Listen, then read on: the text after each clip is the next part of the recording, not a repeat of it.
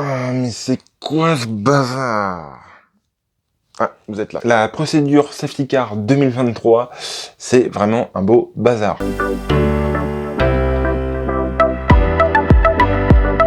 Salut à tous, c'est Kevin, commissaire de piste, et j'espère que vous allez bien. On se retrouve aujourd'hui dans une nouvelle vidéo, et aujourd'hui on va parler ensemble de la procédure du coup Safety Car des 24 heures du Mans 2023. Alors il faut savoir déjà que la procédure Safety Car aux 24 heures du Mans, elle est déjà un peu particulière de celle qu'on peut retrouver en circuit normal. Déjà parce qu'on a un circuit qui fait 13 km de long, et surtout parce qu'on a la présence de pas un Safety Car, mais 3 Safety Cars à gérer. Alors la procédure originale, elle est toute simple.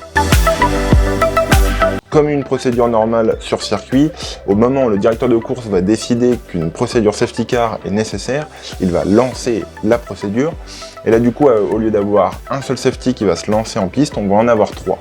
Ils sont du coup placés un à la sortie des stands, un entre les deux chicanes des Hunaudières et un autre au virage d'Arnage. Les 3 safety cars vont récupérer chacun un groupe de voitures. Au moment de la relance, le directeur de course va prononcer à la radio les mots safety car in this lap, ce qui veut dire que les safety cars vont rentrer dans ce tour. Les safety vont éteindre leur feu et ils vont rentrer tous les 3 en même temps à leur endroit respectif. D'ailleurs, je t'invite à aller voir ma vidéo sur les procédures safety car et full course yellow qui te donnera beaucoup plus de détails. Alors du coup, mais pourquoi c'est le bazar vu que cette procédure-là, elle existe déjà? Alors c'est le bazar parce que la CO a décidé de changer les procédures et bah justement 2023 c'est le bon moment pour changer une procédure. Pourquoi pas en fait? Pourquoi pas changer une procédure qui marche déjà? En fait, ce qui va vraiment changer dans cette nouvelle procédure, c'est surtout la relance. La procédure au début est exactement la même. On demande une procédure safety car, les 3 safety cars sortent en même temps, ils ont exactement le même rôle que la procédure que je viens de vous détailler juste avant. Au moment de la relance, le directeur de course, quand il le décidera, prononcera à la radio les mots Incident Clear, Prepare for Messering. En gros, l'incident a été nettoyé et préparez-vous pour la procédure entre guillemets. Suite à cette annonce, on va perdre 2 safety cars, c'est-à-dire que les safety cars B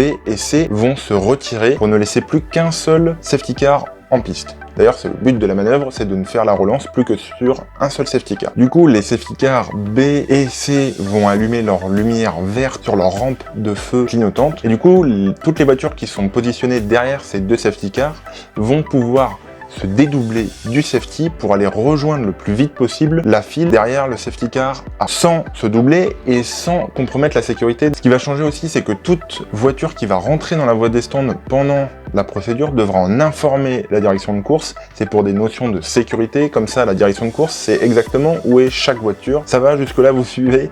Ok, c'est pas fini. Deuxième procédure dans la procédure, c'est la procédure pass around. Le but de cette procédure, c'est tout simplement d'enlever les retardataires qui pourraient se situer entre les leaders et le safety. Le but, c'est au niveau de la relance de ne pas avoir de retardataires qui puissent gêner les leaders de course. Du coup, quand le directeur de course, une fois qu'il aura prononcé la procédure pass around, toutes les voitures qui sont devant des leaders pourront se dédoubler de la file du safety, faire un tour de circuit complet pour rejoindre le derrière de la file. Une fois qu'on a fait un petit peu le ménage entre les leaders et les retardataires, on va faire un drop back. Ce qu'on appelle un drop back, c'est tout simplement cette procédure qui vise à regrouper toutes les voitures de chaque catégorie et de les mettre dans l'ordre de l'épreuve. En gros, il prononcera les mots drop back LMP2 category. En gros, toutes les voitures de la catégorie LMP2 se mettront sur la droite de la piste et se laisseront doubler par la file qui sera composée du coup de la catégorie Hypercar et LMGTE, rejoindre le safety car A. Une fois que toute la file sera passée, les LMP2 pourront se remettre à l'arrière de la file. Ensuite, on va demander à la catégorie LMGTE drop back. En gros, toutes les voitures de la catégorie LMGTE se mettront sur la droite de la piste et toutes les voitures, donc les LMP2 et les Hypercars, pourront les doubler. Et du coup, les LMGTE, une fois que tout le monde sera passé, se remettra à l'arrière de la file. Du coup, on se retrouvera avec Hypercar derrière le safety car, LMP2 et GTE. Une fois que tout ce bazar est bien réglé, on va pouvoir relancer. J'espère que je t'ai pas trop fait mal au crâne avec cette nouvelle procédure. En tout cas, moi je te dis à la prochaine sur la piste. Ciao!